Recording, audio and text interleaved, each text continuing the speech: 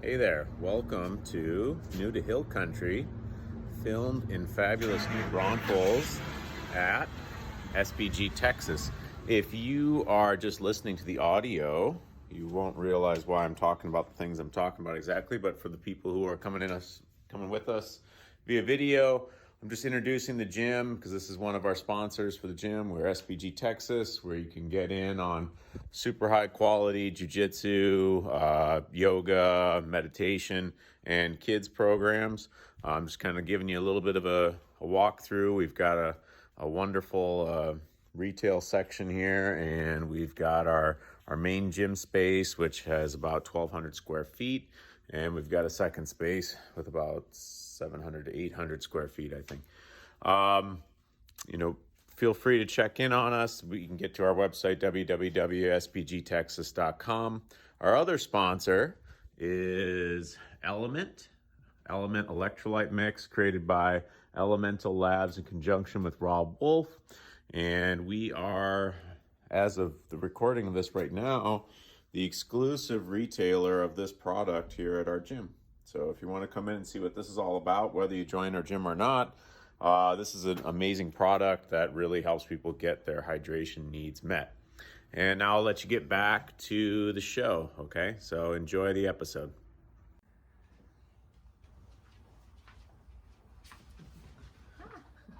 All right, welcome to New to Hill Country. We're back here today with Scriven, and please say your last name for me. Hoefs. Hoefs, I was going to say it wrong. I'm pretty sure we say it wrong, so it's all good. Okay. So Scriven Hoefs. Scriven, we'll just get right into it. Are you from the area, or where do you come from originally? So I'm not from the Hill Country. I'm from kind of like a dirt flat patch of West Texas, a little big town called San Angelo.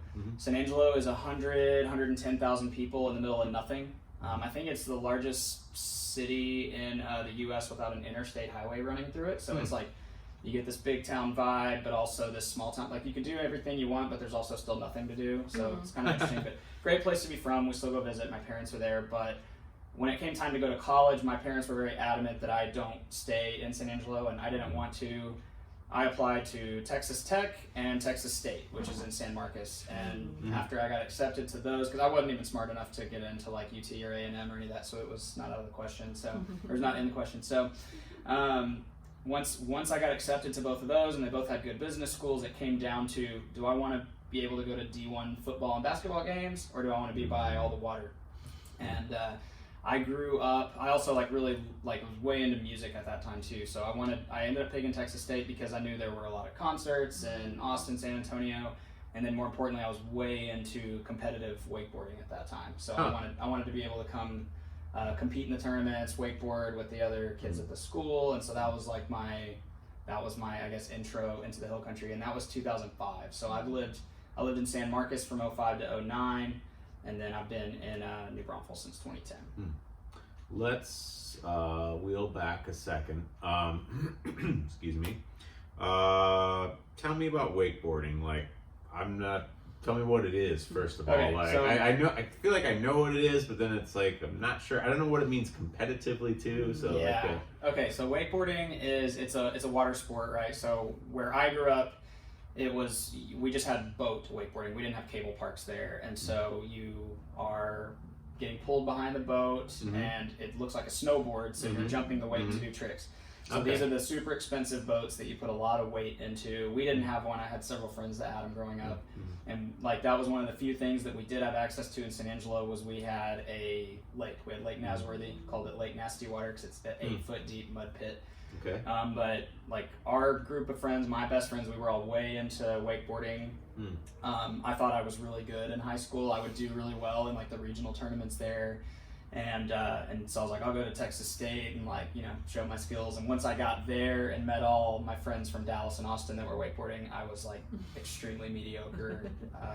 If anything, closer to the bottom, but it's awesome. It's a lot of fun, great sport. We've got the cable park here in San Marcos, so for people that don't have access to a boat, that's a good, super affordable way to go do it. So the Texas Ski Ranch is somewhere I spent a lot of time in college. It's a lot of fun. I actually stopped wakeboarding like right in the middle of college because I've torn my ACL 3 times. Ooh. So now I still go out on the lake, and I just do the wake surfing now because you go like 11 miles an hour. You can drink beer, doesn't hurt when you fall, and so as you get older, it just makes more sense to do that. But that was a big part of like why I ended up in this area. That's really interesting.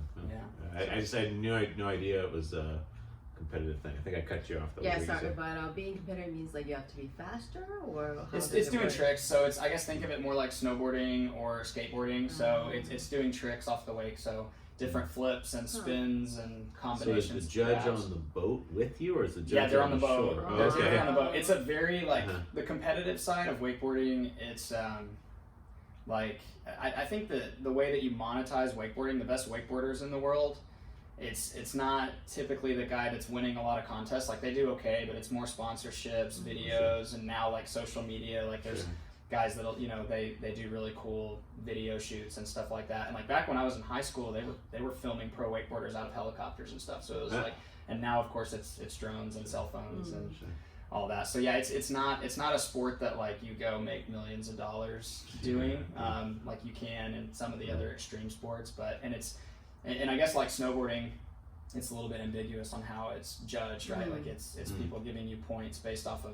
how you executed that trick with a certain grab and not, sketching out on your landing or anything like that. So Can't sketch out on the wake. yeah, no, can't sketch out, can't case the wake. No, can't case the wake. Yeah. That part I do Clean. know. So maybe not really. Yeah. So, I've never been wakeboarding, so It's fun, man. So. I would try it. I mean, you've scared me away already from the high speed version of it, but the graduated version. Oh, surfing! Yeah, wake surfing's way better. Wake surfing you're way on more a my surfboard. speed, You're closer to the boat, and once you get comfortable, you can ditch the ropes. You're actually surfing behind the I see. boat. So Okay. that's all I do now. So I still have friends that wakeboard, and they're still good, but I'm out. So I have a weird relationship with water. Like I swam competitively as a kid, and it was kind of like your story, but at a much younger age. Like in the neighborhood pool, I was like, I was doing all right, and then I went and actually joined a competitive team. This is in Dubuque, Iowa, and like the swimmer families that start at like age 2. I mean, I was so far behind, and I just am not an athlete anyway. So it was like I never caught up. I was always like bottom tier and stuff. Like, and it was I just remember that first particular lesson that I came in. They're like, kids were like, "Who are you?" And I was like, "I'm pretty good," and then I was just like, "Pew!" I just got smoked, and it was like, "Oh, I'm like nowhere." Like they were all kind of laughing at me too. They kind of knew what was going to happen. It wasn't their first rodeo, I'm sure. And that was me when I met some of my like really good friends to this day. It was like I kind of came to college, met the wakeboard clique. We got access to a boat, and it's like it's like 5 or 6 guys that like are just all meeting each other, going out, and like we watched like this one guy from Dallas he was in my wedding and everything, really good friend, but I was like, oh, this is like way better than anybody I know in person. Different level. Like I thought I was good, but I was like, these are the people that come to our local tournaments that were 2 divisions above us that we just assumed were like professional, and in San Angelo it was like we were all the best ones there, we were good, but that meant we would go win like the hair advanced toss, the best ones here. We'd go win like the advanced or expert division at the tournament, and then they typically have what's called like an outlaw or a pro division. They usually call it outlaw at the time when it wasn't like an actual pro tournament, and these were people these weren't like real life people to us. They were just preachers from other areas, but these were the dudes I went to college with once I moved here. So, yeah, there's always gonna be someone a little better, right? Yeah, it gave me a good dose of humility at 18. I probably needed it. So I mean, eventually Michael Jordan got dunked on and crossed over and stuff. Humility comes to us all eventually, right? So, but it's all good. So then you finished school, and you started to kind of settle here. There was somewhere in there I feel like I kind of missed 2005, 2009. Yeah, so I was at Texas State 05 to 09. Studied marketing just because I didn't know what I wanted to do. Definitely wasn't going to be a math or a science guy, so I figured business was a good versatile thing, and marketing was the easiest degree within the business school. So loved it. But yeah, I loved all 4 years in San Marcos. It was awesome because we could go to Austin, we could go to San Antonio. We had water access between the ski ranch and boats. We went to concerts. So I loved this area. And I met my now wife freshman year of college. Okay. Yeah, we started dating sophomore year, and you guys have met in Maryland before. Sure. But Awesome. yeah, so I got my first job. Like I wasn't like trying really hard to stay in the Hill Country. That would have been a goal. Like I actually moved back to San Angelo after I graduated, because I graduated in the 2008 recession, so it was not too good trying to find a job. And I ended up working for United Rentals, which is the largest equipment rental company in the world. So, and it just so happened that I was starting at their New Braunfels location. Like it was just, it was by chance. So I moved back to San Marcos with a buddy that was still in school for 6 months, and then I bought my first house. It's actually right down the street from here, over in those neighborhoods, right over next to what's now Hofbrau. Okay. Yeah, I was back in there, and we lived there 6 years, and my wife moved in, after I had been there about a year. So so I was really only gone for like 6 months, but I was in that house from 2010 until 2016. Okay. Yeah. Now, like, so, I love the romance stories in there. So, did you start dating your wife freshman year, or did that come about later, or was we were all in the same group of friends freshman year, and then sophomore year, like we kind of like she had a boyfriend that was at A&M, and it was no big deal. Like we were all friends and all that stuff. And after they broke up, we kind of started like we didn't tell anybody, but we were kind of like courting each other, kind of dating and stuff. And we were scared to tell everybody because we knew that like we had like a very tight knit group of like 6 or 8 of us. Sure. And we were like, man, if we tell everybody, they're gonna be all pissed off because they're gonna think we're gonna break up and screw up the whole group of friends. That is kind of what happened at first. Like, I mean, the guys obviously didn't care at all, but the girls in the group were kind of pissed off at first. We're still really good friends with everybody in that group today. But yeah, we dated all through college. Her first job, like oddly enough, mine was here. Hers was in San Angelo, so she lived with my parents, working for JCPenney, and just interesting. And then she moved back here, and we got married in 2014. Okay. Have 2 kids here now. 2 lovely kids. New Braunfels kids. So yeah. What do you? Wow, maybe I shouldn't even be saying this on my podcast. What do you call someone from New Braunfels? It's like a New Braunfelite. I don't know. Do people use that? Like, I just haven't heard anyone use a specific term yet. New Braunfelsite, New Braun. I don't know. Ask Rodney. You had him on the. Sure, yeah. I got a few people that are like. I'd say like a New Braunfelite. You got to be careful where you throw the S's in New Braunfels. You can't say New Braunfelite. Oh, people would be just. Get burned the village down. Yeah, New Braunfelite. Anyways, I'll have to ask some other folks. Yeah, I don't know. Don't put me on the spot with it. Yeah, sorry. It just came. It's the first time that's occurred to me. Yeah, so like. That's what my kids are. Whatever it is. Native to New Braunfels. It's like I'm from Dubuque, and if you're from Dubuque, you're a Dubuquer. Oh, I would have guessed like a Dubuquean. No, but I kind of like that actually. Now that I hear it, but it was all Dubuquers, like so. Yeah, coming from New Braunfelite. Yeah, I don't know. Braunfelite. Yeah, it's English is tricky that way. Like so. Tell me a little more about what you love about this area. Like, let's delve into that. We were talking about this earlier. Yeah, and so you and I didn't really do much prep work on this. It was kind of like come in and talk about whatever you want. So which is cool. That's how we do it. Keep it raw. Me, like, I like by nature, I love to play host for people. So and I like doing outdoor stuff, and I really love. I like food and beverage. I like food. I like coffee. I like wine. Good bars.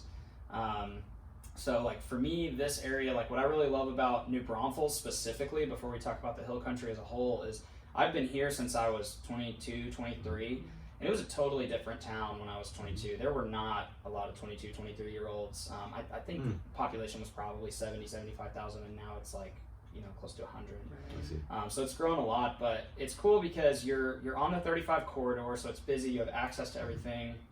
So if you want to go to Austin or San Antonio, you can, and it doesn't even have to be an overnight thing. You can, from this location, we can be in downtown San Antonio in 25 minutes, right? We can be at the Pearl Brewery area in 30 minutes. But New Braunfels, like, it still has a good handful of awesome restaurants that are like right downtown or right in Green. So it's still got that small town feel, but there's plenty to do. And that's what was lacking in my hometown, is like, it was a big town, but there wasn't like a choice of like 10 good eateries that we could go to, right? And so here it was like we've always had like a handful of really good places you can go eat, And then secondly, just the water access here. Like you live in Austin, you're going to pay whatever it is to go be at crowded Barton Springs. And sure, that's a really cool park and the water's like, you know, super cold and that's cool. But here, if you're here outside of Memorial Day and Labor Day, which everyone comes here Memorial Day to Labor Day. Like if I had it my way and I totally worked remote, I would leave Memorial Day to Labor Day and I would go to Colorado or somewhere cool, you know, and I would come back. But if you're here outside of those times, like you virtually never have to wait at a restaurant. You can pick your restaurant. You're very rarely going to have to wait. You can go to, there's like 6 or 7 spots where you can go park for free, get in the river, swim. And like one of my favorite things about the water in this area is you have the Comal River, which is 72 degrees year round. So I love it when people come visit from other towns or even better from out of state, especially if they come from somewhere cold, because San Marcos has the San Marcos River, which is spring fed as well, 72 year round. I had buddies come in from New Jersey in December one year. And I took them, and there's a spot on the San Marcos River where they have built a, it's basically a tube chute that goes down in the middle of the river by a restaurant, and it makes a curling wave at the bottom. And so you can stand up and stationary surf this wave right there in San Marcos. And I had these guys down from New Jersey, and they were just mind blown because it was 75 degrees outside, so we were just swimming in the river, surfing in a stationary spot. And when you fall, it just shoots you out the back. You swim to the side. And it's no different in the Comal. I mean, ever since I've lived here, if we have a hot day, it doesn't matter. If it's over about 70 degrees outside, you can go work up a little sweat and jump in that water, and it feels the same. You can swim right down the tube chute.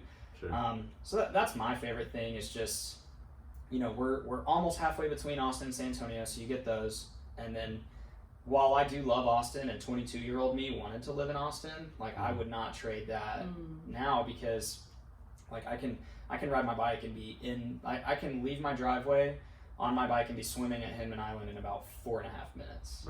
Right? And we've done that together. Yeah, there's just not that many places there's not that many places that you can do that. And New Braunfels is also just really like I like that they do little cool things, like they have friendly golf cart laws. So like we ended up buying a golf cart because as long as you're not crossing a street with a speed limit greater than 35 and you meet the like the recommendation, or you meet the I guess regulations that they have for it, you have to have like a rear view mirror, lights, whatever, but you can drive your golf cart. So there's a lot of people in our neighborhood and golf carts, so just little things like that.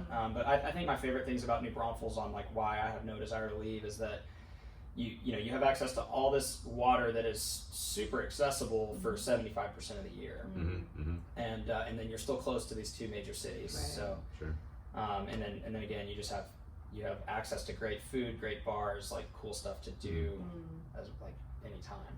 What about like, tell me about restaurants and bars. What are your go-to places? What are top of the food chain for you? Like, all right, so I know that you don't want me to just do a huge laundry list. So if anybody does want a huge list of my recommendations, and maybe we'll talk a little bit about what I do later, but one of my passions is real estate investing, and I own an Airbnb that is on the Guadalupe River. It's a condo, but part of that is I have a full-on digital guidebook that comes with everybody that reserves it. So at the end, I'll make sure I give my Instagram handle, and like there'll be a way to get that. But I have a 7-page recommendations letter that I send out to everybody that comes and stays at my B&B. And I have it published online, you know, for free as well.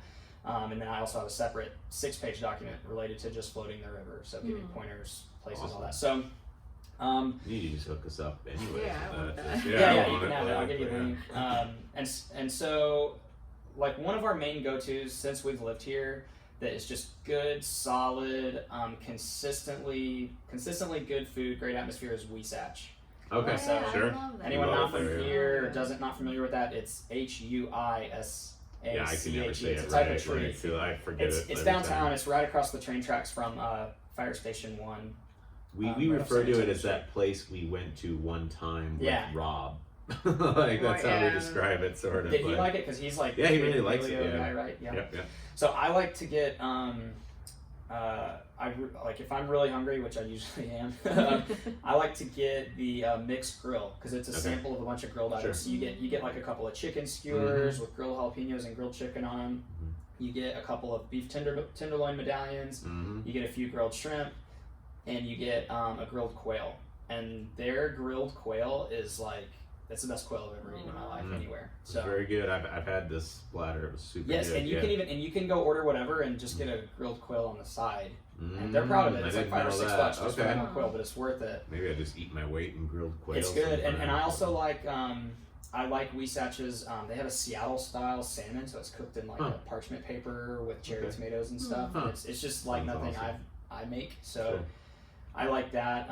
Wasatch is beer and wine, so you know, if you're somebody that doesn't do beer and wine, keep that in mind. But the other cool thing about Wasatch is their wine is absurdly cheap. Like most wine at restaurants is marked up like, I think it's like 400% or something like that, when compared to like distribution or even like an HEB. But Wasatch has a lot of really cheap wine, and they always have, if you ever order to go where you go to pick it up, they always have 2 or 3 different kinds of wine that you can buy for $10 a bottle. Okay. So anytime, like it's probably once a month or so, we'll just call something in for dinner, and I'll just go like, I'll just ask them like, hey, which one of these reds do you recommend? And you know, we'll leave with a $10 cab or whatever too. So I like Wasatch. That's like one of our go-tos.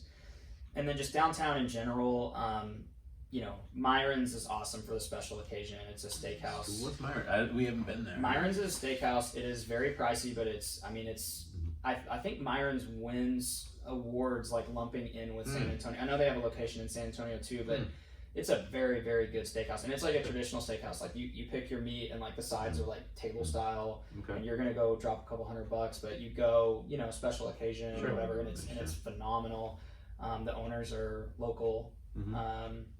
So it's a great spot. McAdoo's is right next door to Myron's, and that's more like the name, but I don't think we've been there yet either. So McAdoo's, I really love their atmosphere. Like that's one of the I love going during the day and sitting on the patio because it's a really old building that used to be a post office. So it's like old school brick. The patio, they've done a really good job.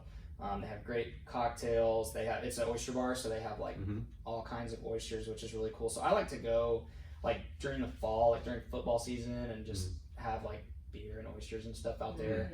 And then they do have like a nice upscale Cajun style seafood menu. And I like their dinner, but I'm also somebody like, I don't like my stuff like over seasoned and over sauced. And so a lot of those Cajun seasonings, like I'm not gonna buy a $30 piece of fish and put a whole bunch of like cream sauce on it, right? And they do that on a lot of their stuff, and it's really good. People love it, but I tend to go and I'll get like Chilean sea bass or something like simple and still expensive. But or you just get like their seafood enchiladas, which are really good and they're cheap. But yeah, McAdoo's is something that is definitely a good go-to. So you got like those 3. Those are like your 3 more upscale downtown. You know, for anyone that hasn't been to Krause's, like Krause's is just a great time. They've got tons of beers, super kid friendly. If you can go on a Saturday midday while the farmers market's going, the farmers market here is better than like so many farmers markets around that I've been to. I love our farmers market. And so you can go like walk around, shop at the farmers market, go get a beer at Krause's, extremely kid friendly, live music, and you know their menu just has a little bit of everything. You can get a great Reuben sandwich, you can get a good salad, you can just get a pretzel. And right next door to Krause's is 188 South, which so what's that? So 188 South was there before as an Italian restaurant, and it was 2 restaurants in one. It was a Blue Moose Pizza and 188 South, and it closed down, and the owners of Krause's, I believe, have reopened it as 188 South again, and they still have like the super nice brick oven in there. So it's a pizza restaurant, and it's really good brick oven pizza. But they also have like a little bit of upscale Italian and like some tapas, so like some small bites, and then it's a cocktail bar. So again, it's going to be pricey, but I've been 2 or 3 times since they reopened it. It's awesome. I don't mind pricey if I like the food. It's so good, and their cocktails are good. They have like an ice dispenser that comes out of the ceiling, so it's like stacked up on the bar. Really good cocktails. They'll like smoke the cocktails, and so definitely worth it. That place is super cool, and I hope it makes it. It's never super busy when I'm there, but they started up like right before the coronavirus stuff. So so I would like to see them make it because it's really good, and they have like mussels and stuff like that too. And so they kept a lot of the stuff from the old menu, which is cool because they like. At the prior restaurant, like the pizza was good, the mussels were good, the Italian stuff was really good, and they added like these tapas and stuff. So it's good. So that's like all the upscale and like things to do. downtown, which again, there's a lot that I'm leaving out. You know, like Tin Top is a lot of fun. It's a little burger place. There's Muck and Fuss, which is we were just a lot of there. fun. So good. Yeah. You got, you know, once it gets really hot in the summer, you got places like Downtown Social, so you can go inside in the AC, and they've got like, you know, just kind of an everything food menu from pizza to burgers. My favorite burger in town, actually, to shift gears onto that, is actually Phoenix. Phoenix Saloon. I've seen the name. Yeah, so it's downtown, kind of like right on that main drag on San Antonio Street, but it's lots of draft beer, really cool building with some super cool history, and they'll tell you about it when they're there. But they usually have really good like Texas country live music on like Fridays and Saturdays, but they were on Food Network for their chili. Their chili has like brisket. Right. One of our gym members has talked about this a few times, this chili to me. So, you know, there's a lot of places here that have really good burgers, but the way that I describe a Phoenix burger is like if you had a friend who's like just a legit, like really good cook or a chef, and they cooked it in their backyard, because it's like a good thick meat patty that I guess they do them over an open flame. It might be on like a griddle. I think it's on an open flame. But they have like really good high quality like pickles and vegetables. So it's just like everything is just really fresh and just prepared well. And they have like these really good sweet potato wedges.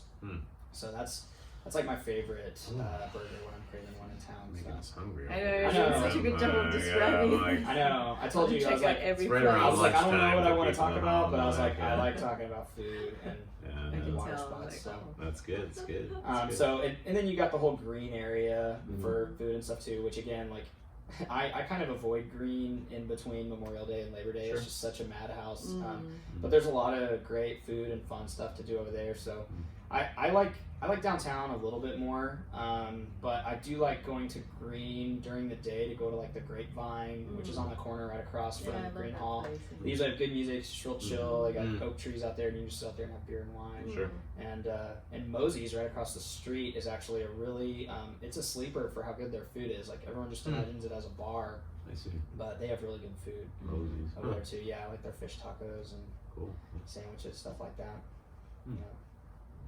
Well, let's talk a little bit about that was fantastic. But let's talk a little bit about what you do. Yeah. You and I Business talked about this a little yeah. bit. I'll let you introduce it. Cool. So I have been a corporate like sales like strategic seller for 10 years first and foremost. So I still do have a W-2 job. I worked for United Rentals, renting construction equipment. Did normal job sites up to where I did key accounts in oil and gas. I worked for a industrial and oil and gas safety company for a couple years, doing key accounts for like, it was for things like drone inspections and safety packages and stuff like that. And now I'm actually with 3M, and I'm a breathing apparatus specialist. So I mostly deal with fire departments. So like I have close friends at the new Braunfels Fire Department. We work with San Antonio, Austin. We're the leading manufacturer. 3M bought a company called Scott Safety, which if anyone out there listens to this and is a firefighter, you know who Scott Safety breathing apparatuses are. And so I'm the factory rep for that for all of like Central, South, and West Texas. And I love that. However, I became really interested in entrepreneurship and real estate specifically 3-4 years ago. So what I do on the side is I study that a lot. I've saved money to try to do one project at a time, and so over time I've bought a couple of duplexes and triplexes. So I have a duplex with a partner, a triplex with a different partner, and then I have 3 more duplexes that are all next to each other that are a portfolio that I just bought this last year. And these are all in different parts of San Antonio. My two that are with partners are on the south and the west end of downtown. And then my 3 that are together are in the Leon Valley area, sort of, so kind of close to the Med Center. And like what I do is I specialize in finding properties that need work, like the rents are under market, they're mismanaged, or maybe the owner's out of state, and there's deferred maintenance. So the newest units that I bought for long-term rentals were built in '83, and so I specialize in finding that stuff where I can take it to my banker and say, hey, I'm going to buy this for $150. I'm going to put 15 grand into it, so I'll be into it for 165, but it's going to appraise for 195. And I basically set up a loan where I borrow against that future amount, so I'm creating equity on the front end. And basically what that means is if I'm able to find the right deal, I can essentially come out of pocket very little to do that, and then raise the rents and fix them up, get newer tenants in there, and it's not like we go in there and we just like say, hey, the rent's this now. Like we do a whole new paint scheme, we do new countertops, paint the cabinets, all new floors, new fixtures, new light coverings. Like we go in there and we do it nice, and we charge what a fair amount of rent in that neighborhood is for a nice unit. So we find stuff that's undermanaged and got fences falling over, bugs in there, and management isn't listening, and we go in there and basically revamp them. And so and the reason I picked that asset is it gives me the opportunity to go in there and I run the numbers and create that value, so I can take it to a bank and say, hey, here's what we're going to do. And that way I don't have to come up with a 20% down payment and all this construction, because there's I don't have $200,000 sitting around to just go buy these over and over, right? I know, right? So I've really fallen in love with doing that. I've built that portfolio over the last 2 years, so it's happened pretty quick. I'm still actively trying to grow that, but in the meantime, we bought a vacation rental that I was talking about earlier. So we have a condo at Water Wheel Condos on the Guadalupe River, kind of right down the street. It's right off Union Street, so it's right by where the Comal and the Guadalupe come together. And I'm just loving that because I love hosting people, helping people out, and so my wife and I have had a blast doing that Airbnb, and it's doing really well. So so now I'm just deciding, do I want to go get more of those, or get more duplexes, or look into other stuff. But I guess at my core, what I really care about is time freedom. So my whole goal is I'm trying to figure out what is the best way that I can get to a point to where I've built enough stability and cash flow that we can kind of own our own time. I'm nowhere near that yet, right? But I just want to get to where I've created enough month-to-month cash flow, as well as just with side businesses, with working on these deals. I work with some partners and buy and sell raw land on the side to generate a little bit extra money for down payments. And I just want to get to a point. I'm not trying to like have a yacht and fly around in first class, but I would love to get to a point where I'm working at my W-2 because I want to, and where I'm not really worried about my kids' college. And we're, our oldest son is 3, and we still are like already trying to kind of teach him about money and how that stuff works. And not sure if he gets it yet, but we're just making that we're making that a common thing, right? That we talk about that stuff. So I'm super passionate about financial independence, real estate investing. So if anybody wants to reach out to me, I'll give my Instagram out at the end of this. That's the quickest way, because I'm still building all this stuff. I have a website that kind of is for buying and selling land, buying and buying and holding my multifamily stuff. But I've also got my Airbnb. So I think I'm actually just going to build a personal website that's kind of here's all the things I do, and here's how you get to each of them. And one of my goals that I want to get started pretty soon is a networking group. There's real estate and investing networking groups all over, but I haven't found anything in New Braunfels. So if anyone listens to this that knows about a real estate meetup specific to New Braunfels, and I don't mean specifically for real estate agents to get together or anything like that, just people that want to talk about investing, even if you don't invest in this area, or if you do, great, but I just want to get a group of us together that we could go somewhere like Krause's, get a table, get some beers, and talk about hey, what lender are you using, what area do you invest in, and just learn off of each other, help each other out. So that's one of my goals, is I'm hoping to set that up, to have a networking group that's something that's low key, but where people can come and connect. And because I love networking, I love connecting. I'm not shy to call people, introduce myself, sure. anything like that. So. Actually, keep us in mind for that, but also it just kind of brings to mind how we met. I wanted to make sure we talked about that. Yeah, it kind of came in. I sometimes forget about it, and then I was really funny. As you were talking, I was like, oh, did we meet at the river? I was like, no, we didn't meet at the river, and it kind of came back to me. I'll let you tell it. Yes, I want to tell it so selfishly, but it's funny. So we met through a mutual friend, Jason Kilgore. Jason is the owner of Sport Hall, one of the co-owners at Sport Hall, which they own the CrossFit name, but that's not at all what Sport Hall. That's not all they do. They have CrossFit classes. They have foundations of human movement, so mobility. They have like a daily grind that's more of like your high intensity interval training class, so like a 45-minute class at 8:15. They have barbell classes, running club, all kinds of stuff. Super awesome gym, located right by Dos Rios, which is another amazing restaurant I forgot to mention. Right. And I've been there on your recommendation. So good. So anyway, Jason owns that gym, and Jason and I were talking about something similar, how we wanted to put together a networking group for like just guys that want to better themselves. It started off as more of like an entrepreneurship networking group, and then it's like, you know what, let's just put anybody that's kind of got our mindset so we can all bounce off of each other. And it started off as this group text, and you know, Jason would kind of lead the charge, and he'd be like, hey, I'm going to take 5 or 6 steel maces or kettlebells out to Hinman Island Park, and we're going to move around and then swim. And you just never knew who was going to show up. And so it's kind of cool. Like, I'd always go and I'd meet 2 different people that I hadn't met before. And I'm like, oh, you're that guy from the group text. And so we kind of had that going. And one day, what was the occasion? Was it a football game or a... I guess it doesn't. There was. I guess it doesn't matter. Was there a football game on in the background? Maybe. Yeah. I don't know. So I guess it was. It must have been fall because Marilyn was pretty pregnant with our baby girl who's now 5 months. But anyway, so I just texted everyone in that group and I was like, hey, I'm gonna be cooking a bunch of stuff. I think I made like a handful of different types of like finger foods and tacos, like just stuff in the crock pot and on the grill. And I was like, if anybody wants to come, please come by. And I texted the whole group, and there's like 15 people in there. And Mike and I had never met in person. And he was like, yeah, I'm gonna come by. Like, so I was like texting with him offline, like, this is my address. Yeah, come. And like, and I was telling like my friend, like, cause I had probably 10 or 15 friends over too that are not part of that same group. And I was like, hey guys, this dude and his family's coming over. I met him through Jason. Jason's kind of a space cadet, so I was like, we could be getting anything. I don't, just to let y'all know, I don't know who's coming over. And I don't think Mike realized like that we had never met, so he was, and he also thought that more people from the group would be there.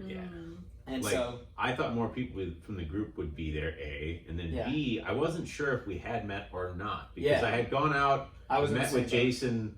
How I met Jason was through Rob Wolf, and like he and I had like got together for coffee one time, and we were just talking, and like, you know, and just I like his energy, you know, he's just got that great energy, and I was like, you know, we should just hang out more. And he's like, oh, well, you know, come down to the river with me and stuff. Like, we go hang out in the river. I didn't really know what I was getting into with that, and that was awesome though. But there were like 4 or 5 guys, at least 1 or 2 of the times I went there, and I just didn't remember everybody's names too. So I was like, maybe he was have in there. met this guy Scriven, but so I had someone in mind that you might be, and then when we got to your house, you were not that guy. No. So when we came to your house, it was the first time you guys met? Yes. Yeah. Oh, I didn't know that. You didn't know that? You guys Hey, such good chemistry. But yeah, like you guys came in and like we had a blast. We had a blast, man. We had a lot of food.